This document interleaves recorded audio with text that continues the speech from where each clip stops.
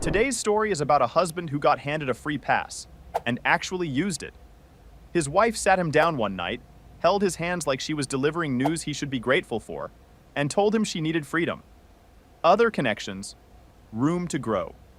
She assumed he'd wait quietly while she figured herself out with the help of her life coach. What she did not expect was for him to call a divorce attorney that same night. What she really didn't expect was to see him, months later, visibly lighter, clearly happy, and completely done. This one is for every man who got underestimated by someone who thought they were doing him a favor. My wife said, "I want to start an open marriage. Do whatever you want." So, I did exactly that. She thought it would destroy me. I should start with the part people always gloss over. The slow part, where nothing dramatic happens, but everything quietly falls apart anyway. Clara joined a women's empowerment group about a year and a half before any of this exploded. At first, it seemed harmless. Self-help books, online workshops, weekend seminars about setting boundaries, and letting go of old patterns. She'd been restless for a while, and I figured it was something she needed to work through on her own terms. I gave her space. I didn't push back. I thought that was the right move. Then she met Evan. He ran the sessions. Confident, polished, always had a profound take on why modern marriages collapse. Clara started quoting him constantly, at dinner, in the car, before bed. Marriages fail because people refuse to evolve. That was one of his lines, and she delivered it like it had been handed down on stone tablets. She used to call me out for being too practical, too grounded, too unwilling to think beyond what was comfortable. Evan apparently had a name for that. He called it resistance. I noticed the early warning signs long before I wanted to deal with what they meant. Her phone getting tilted away whenever a notification came in. Coming home past 2 in the morning, carrying the faint trace of a cologne I didn't recognize. Conversations getting shorter, less interested, less like she was actually talking to me, and more like she was just reporting in.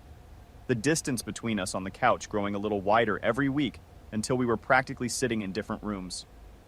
I told myself people go through phases. I told myself a lot of things. Then one evening, she sat across from me, took both my hands in hers like she was about to read me a verse, and told me she wanted to open our marriage.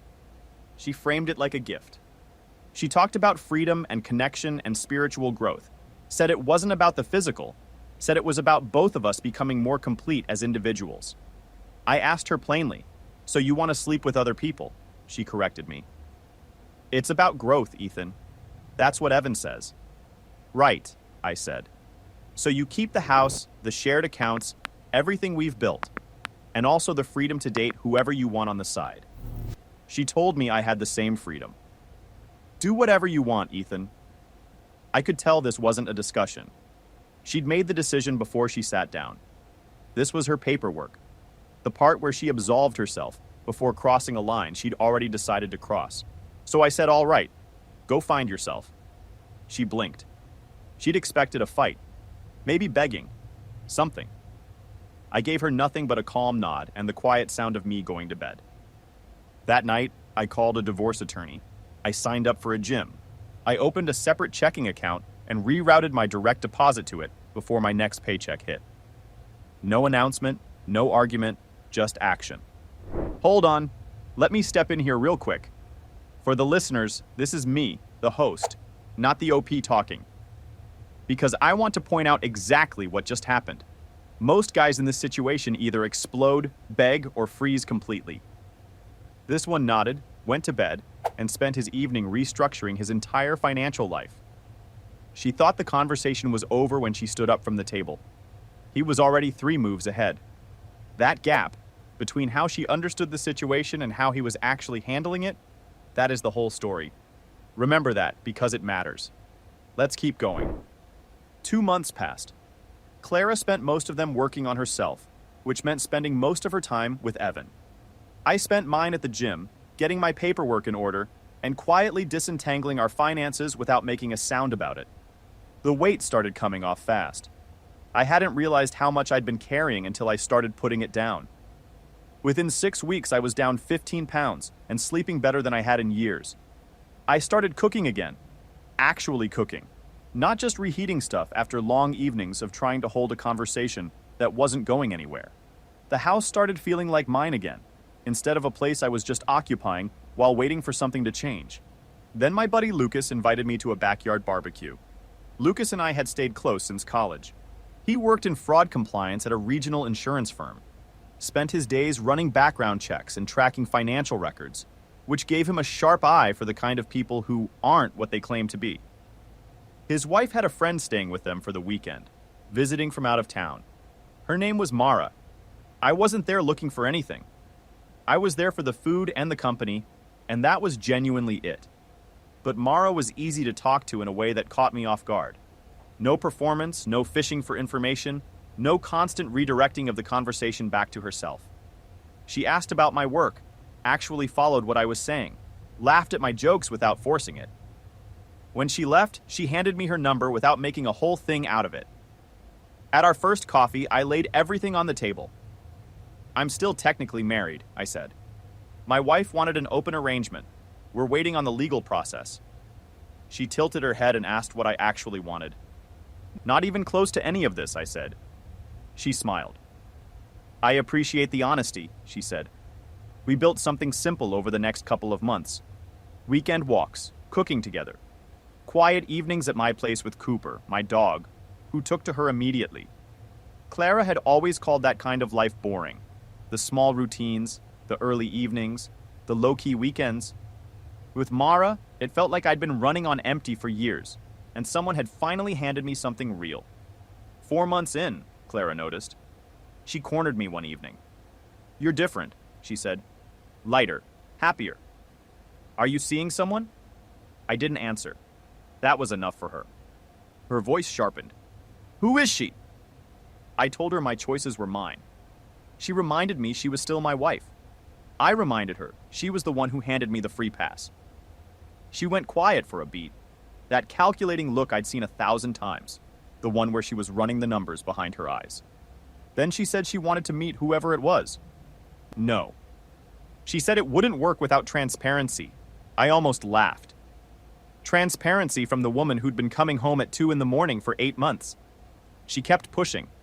"What does she do? Where did you meet her?" I leashed Cooper and walked out the door. The October air was cold and sharp. My phone buzzed while Cooper was sniffing a fence post. A text from Mara. "How was your day?" 3 words, no angle behind them. I called her. She answered fast and said I sounded tired. I told her Clara wanted to meet. Short pause on her end. Then, "What do you want?" That was Mara's thing. Always pulling the focus back to what I actually wanted. 7 years of marriage and Clara had never once asked me that. I said part of me wanted to keep her far from the whole mess. The other part thought maybe a meeting was coming regardless. She said if I decided it was right, she'd do it, but on my terms, not Clara's. When I got home, I offered a dinner. All 4 of us. Me, Clara, Mara, and Evan. Clara stared at me like I'd just said something dangerous. Then she slowly agreed. Paused for a second. Because Mara's response to all of that is worth slowing down on. She wasn't anxious, wasn't political about it, didn't say, "I don't want any part of this." She asked one question. "What do you want?" That's it. No drama. She already understood exactly what she was looking at. A man who was completely done, working through a process. And she treated him accordingly. Now, Clara and Evan are about to show up for dinner. And neither one of them has any idea what they're walking into. The dinner was Saturday. I spent the morning cooking. Mushroom risotto, Caesar salad, apple tart. Focusing on the food helped keep everything quiet inside my head. Stirring, chopping, tasting. Something to do with my hands while the clock moved. Mara arrived at 6 sharp. Simple navy dress. Brown hair loose around her shoulders. In one hand, she had a box of dog treats for Cooper. In the other, a small box of chocolates for the table. She held both up when I opened the door and said she couldn't show up empty-handed. Before Clara came downstairs, Mara looked at me and said I looked good. "Smelled like garlic," she added, but in a good way. I kissed her once before I heard the sound of heels on the stairs. Clara came down in a red dress, full makeup, hair done, looking like she was walking into an awards ceremony. The comparison wasn't something I engineered. It was just there, immediate and unavoidable. Mara looked relaxed. Clara looked rehearsed. They introduced themselves. Clara extended a hand and a smile that didn't quite reach her eyes. Mara matched it politely and mentioned she'd heard Clara was very dedicated to her career. Neutral. Completely neutral. Clara asked what Mara did. Mara said she ran a veterinary clinic downtown. Clara's smile tightened just slightly at the corners. She called it interesting in a tone that made it clear she found it anything but. Mara said she'd always loved animals, that it was rewarding work. Clara said her own work was more fast-paced. Mara said that sounded exhausting, having to always be chasing the next thing. It wasn't an insult, but it wasn't nothing either. Then Evan arrived. Tall, tan, black silk shirt, open 2 buttons too low. Practiced smile on full display. He walked in like the space belonged to him. Kissed Clara on the lips the moment he cleared the doorway. A flag planted. Then he turned to Mara and told her Clara had undersold her. Mara said, "You're exactly what I pictured." He laughed, visibly uncertain if that was a compliment. We sat down. The risotto came out right, creamy, well-seasoned. Even Clara, who usually picked at her food, went for seconds. Evan asked who made it. When I told him it was me, he said that was unusual for a man. Mara cut in before I could respond. She said cooking is basic survival, not a gender role. Evan chuckled and tried to backpedal. Said he just meant it was refreshing to see a man comfortable with non-traditional tasks. I told him I didn't see it as non-traditional. I see it as taking care of the people I love, I said. Clara's fork stopped halfway to her mouth. She said nothing, but I could see her processing that line from across the table. Evan pivoted. He asked Mara for her thoughts on open marriages. She said they can work for people who genuinely want them. He pushed. Would it work for her? She tilted her head. Wouldn't know, she said. She'd never been married. He smiled and went for it. But you're dating a married man. Mara looked at him without flinching.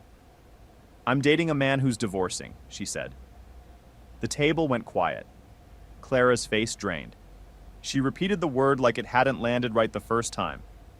Divorcing? Her voice cracked on it. What is she talking about, Ethan?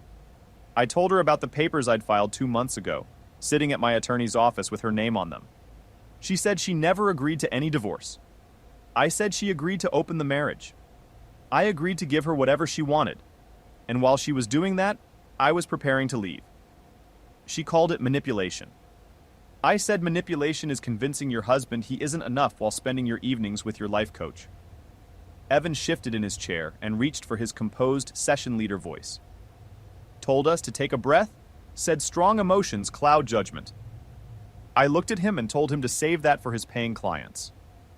Mara quietly set her fork down, said it was time for her to go, thanked Clara for a genuinely enlightening evening, and stood. Evan didn't offer his hand, just nodded stiffly. I walked her to the door. She asked if I was okay. Better than I've been in years, I said. She kissed me and left. Clara was on the couch when I came back in, crying. Evan sat beside her looking like he was already calculating his exit strategy. I told Clara simply, I deserve to be happy, and you showed me that wasn't going to happen with you. She said she still loved me. I told her she loved the idea of having me. Evan stood and announced it felt like a private moment. Clara spun on him. He shrugged, said she needed space to process, and that they'd talk tomorrow. Then he walked out. She stared at the closed door.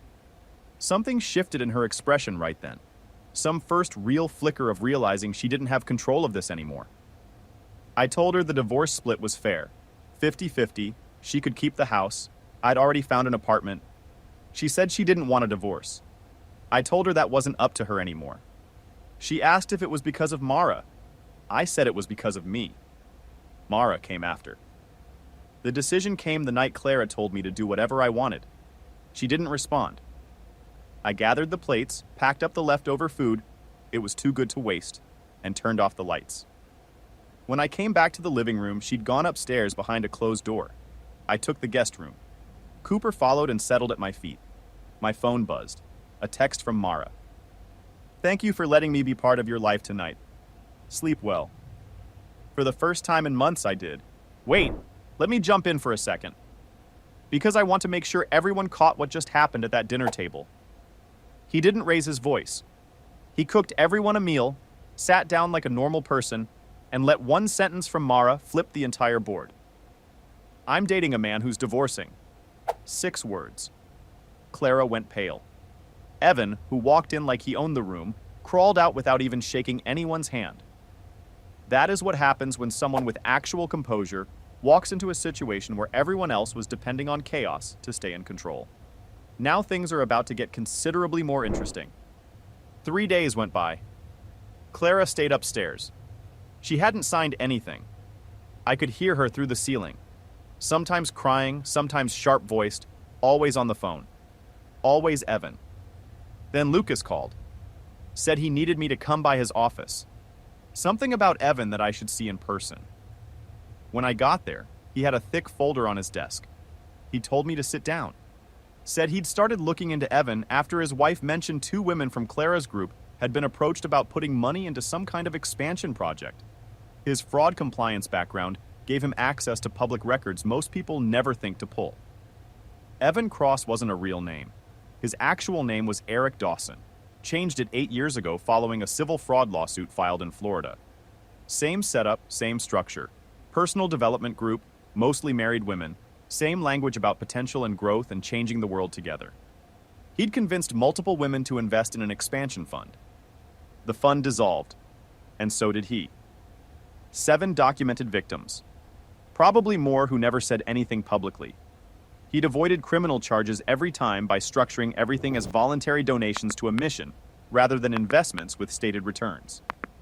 Predatory, but slippery enough to keep him out of a courtroom. I asked to keep the folder. Lucas said it was mine. Then he leaned back and told me to think carefully about what I was going to do with it. He pointed out that the divorce was already in motion. My finances were already separated, and in a few months I'd be free and clear. Why add complications? Because even if Clara hurt me, I said, I'm not going to sit here while she loses $50,000 to a fraud. Lucas gave me a long look. Said I was either a saint or an idiot, and probably both. That night I showed Mara the folder at her apartment. She went through every page slowly and carefully. When she set it down, she said the man was a predator. I know, I said. She asked if I was going to tell Clara. I said I was thinking about it. She told me something I didn't want to hear but already knew.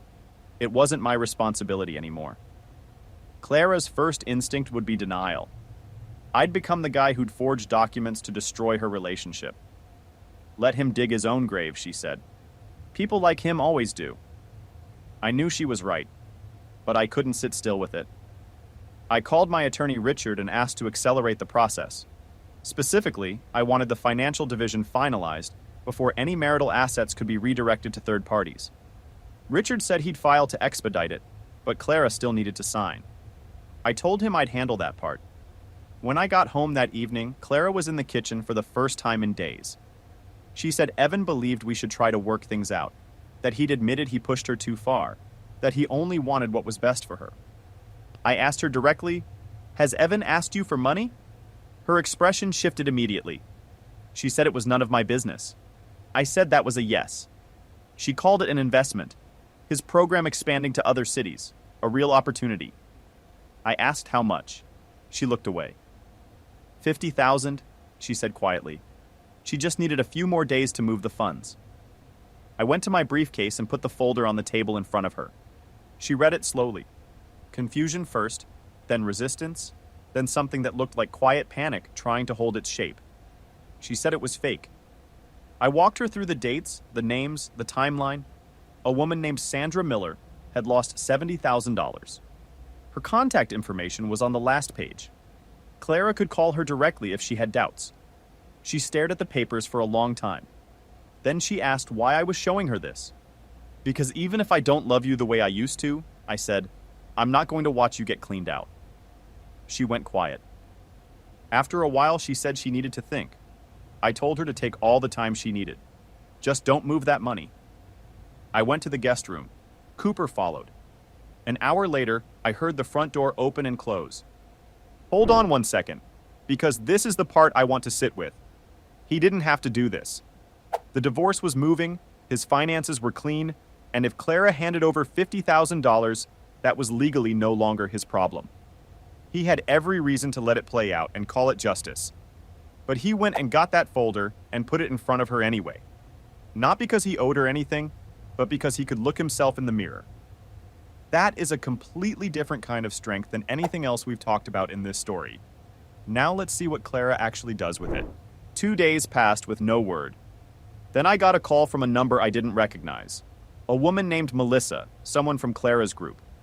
She said Clara was at her house and asked me to come. 20 minutes later, I was at the door. Melissa told me Clara hadn't eaten since the previous day. She'd confronted Evan with the folder. He denied everything, said I'd forged it to drive a wedge between them. But Clara had done something none of the other women in the group had ever had the nerve to do.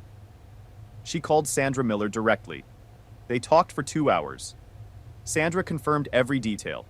Same promises, same lines, same manufactured intimacy, even the same restaurant he'd taken all of them to. Clara was completely shattered.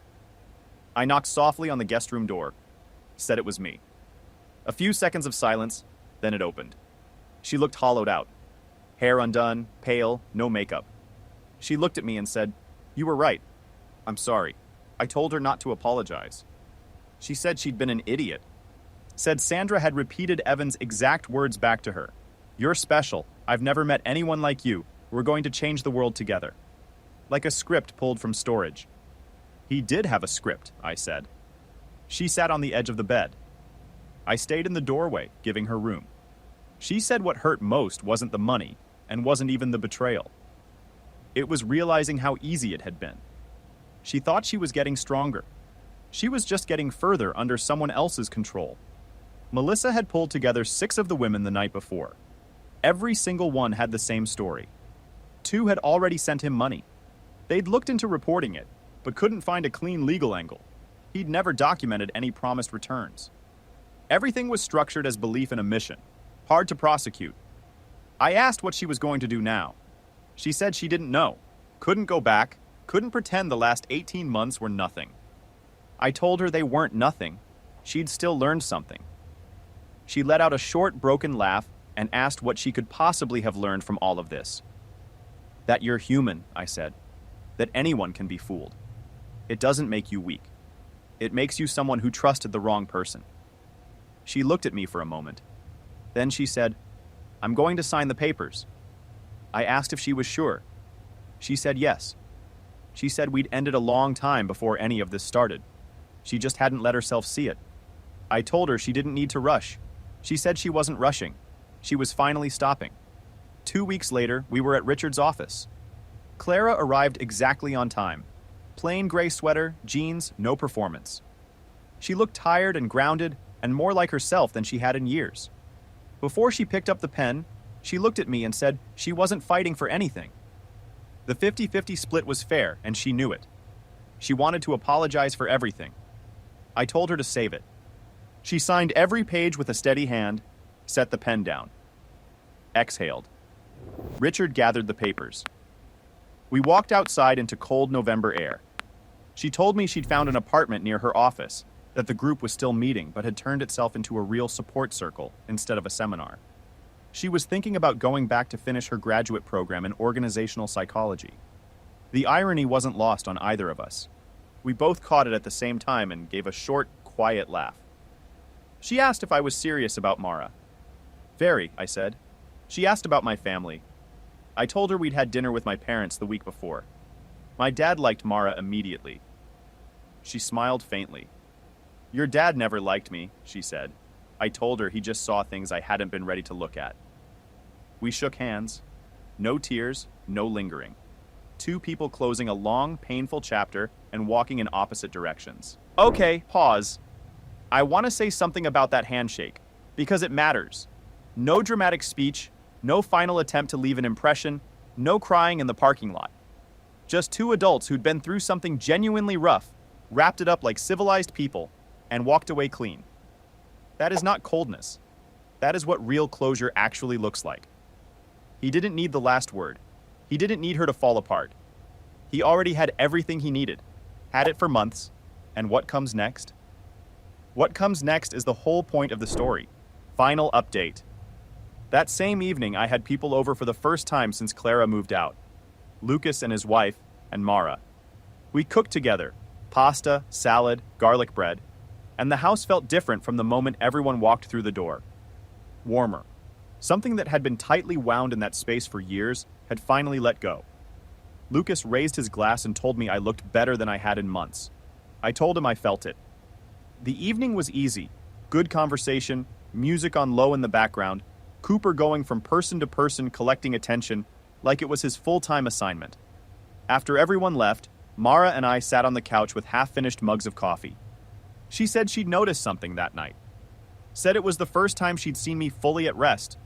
No tension, not checking my phone every 5 minutes. I told her it was the first time in a while I had nothing left hanging over me. She asked, "What are we, Ethan? Where do we actually stand?" I set my mug down. Told her these past months had been the best I'd had in years. Not because everything was easy, but because everything was real. The way she listened, the way she showed up, the way she always pulled the focus back to what I actually wanted every single time. I told her I wanted to make it official. She raised an eyebrow. "Are you asking me to be your girlfriend like we're teenagers?" "Exactly like that," I said. She laughed, that low, easy laugh I'd come to count on, and said yes. Then her tone shifted. She said there was something she needed to tell me. Evan had shown up outside her clinic the previous week, just stood there watching through the window. When she walked out to confront him, he left without a word. I told her that wasn't something to brush off. She said she'd already installed security cameras and filed a police report. She was calm about it in a way I wasn't, and she told me not to make any moves. Said people like him growl when they lose control, but they don't act. He was testing to see if he could rattle her.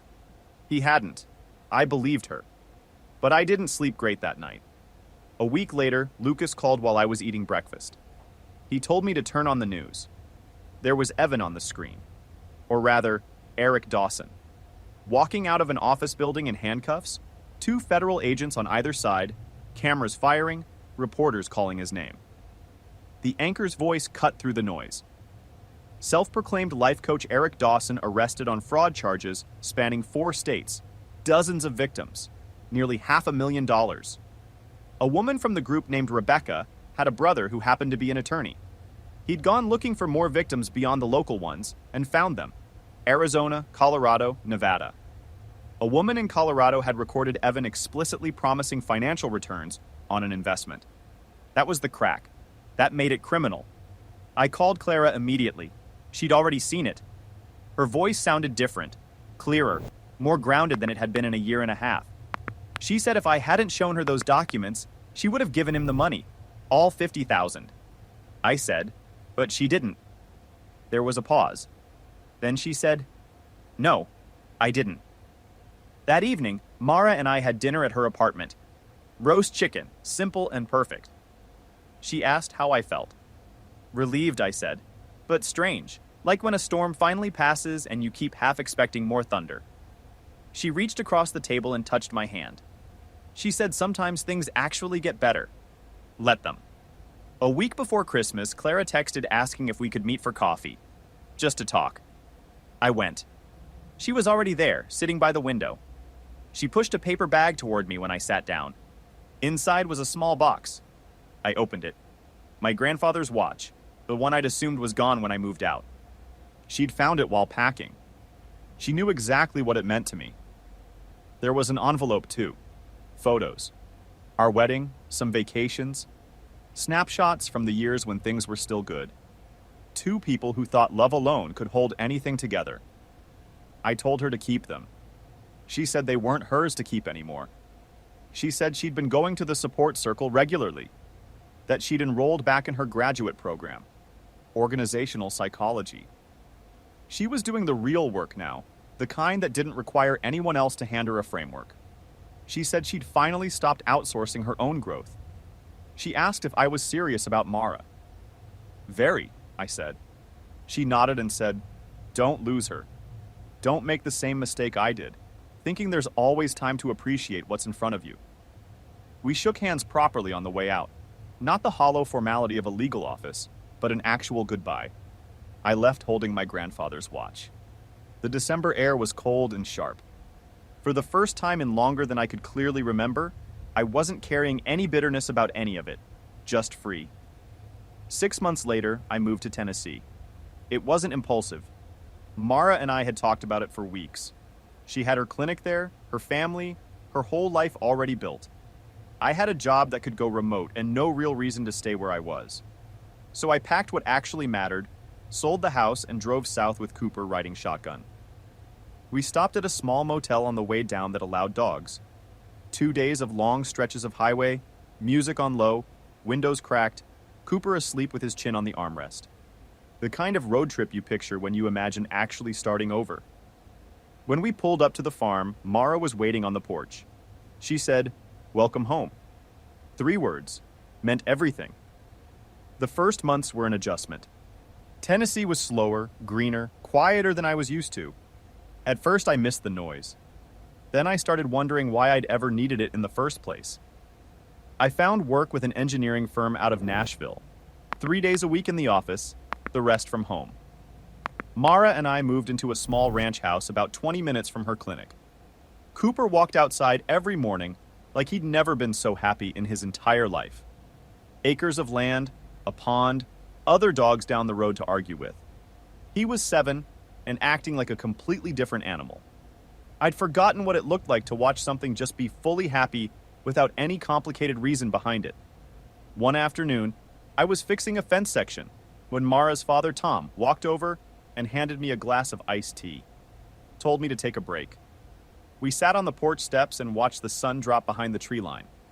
After a while, he said he liked that I didn't try too hard. Said most guys show up needing to prove something. Said I just did what was right, and let that be enough. I told him I'd already learned what happens when you spend all your energy proving yourself to the wrong person. He nodded slowly. Said his daughter picked a good one this time. A few weeks later, Mara and I were eating on the porch watching the fireflies come out when she set her plate down and said she had something to tell me. Her tone made me put mine down too. She reached into her pocket and put a small box on the table, then told me she'd gone to the doctor that day. Her eyes were wet and she was smiling wider than I'd ever seen. She was pregnant. 8 weeks. I sat there for a moment. Then I kissed her before she could finish whatever she was about to say next. When we finally came up for air, she laughed through the tears. "So that's a yes? That's an absolutely yes," I said. We didn't sleep much that night. We talked for hours. Names, rooms, how everything was going to change, what comes next. Cooper slept at our feet, completely unbothered, not yet aware his world was about to get considerably louder. 2 weeks later, I proposed. By the pond where we'd had our first real Tennessee evening together. She looked at me and asked if I was doing it because of the baby. I told her I'd already been planning it. The baby just moved my timeline forward. She asked what timeline. I said the rest of my life. She said yes. We married in September in her parents' backyard. Small ceremony. Close friends and family. Exactly right. Lucas was my best man. His wife cried through the entire thing without apology. Clara wasn't there, but she sent a short message that morning. "Congratulations, Ethan. I wish you all the happiness in the world." I replied with 2 words. "Thank you." Our son was born in February. 7 pounds, completely healthy, loud from the first second. We named him Thomas, after Mara's father, who went very quiet when we told him and stepped outside for a few minutes to check on something. I held him in that hospital room and felt something shift inside me. Not just love, clarity. Every choice I'd made over the past 2 years, every hard night in that guest room wondering how my life had come apart, every deliberate move I'd made instead of reacting. It had a straight line pointing right here. Mara was exhausted and completely radiant. She asked what I was thinking. I told her that 2 years ago I was sleeping in a guest room, wondering how everything had fallen apart. And now I had everything I hadn't even known to look for. She said, "You deserve it." Later that night, after she'd fallen asleep, I stepped into the hallway to get some air. My phone buzzed. Lucas. He said, "Did you see the news? Evan got sentenced. 7 years." I stared at the screen for a moment, then typed back, "Justice. Late, but justice." I put the phone in my pocket and went back into the room. Thomas against Mara's chest. Sunrise starting outside the window. 2 years earlier, Clara had looked at me across our dinner table and said, "Do whatever you want, Ethan." She figured I'd stay put and wait. Instead, I did exactly what she said. I rebuilt from scratch. I found something real. I let the consequences take care of themselves. And they did. Every single one. Evan was behind bars. Clara was rebuilding her life on her own terms. And I was exactly where I was supposed to be. Cooper lifted his head from the floor, looked at me, and thumped his tail twice. I told him everything was fine, buddy. He sighed, closed his eyes, and went back to sleep. And that is the full story of a man who took his wife at her word and ran straight with it. No rage spiral, no revenge scheme, no begging. Just a guy who made his moves quietly, built something better while no one was watching, and let the whole situation sort itself out without lifting a finger to make it happen. Drop a comment. Would you have shown Clara those documents, or let Evan take everything and called it karma? Either answer is valid, and I want to hear where you land. Hit subscribe if you want more stories like this one. New ones drop every week, and they don't disappoint.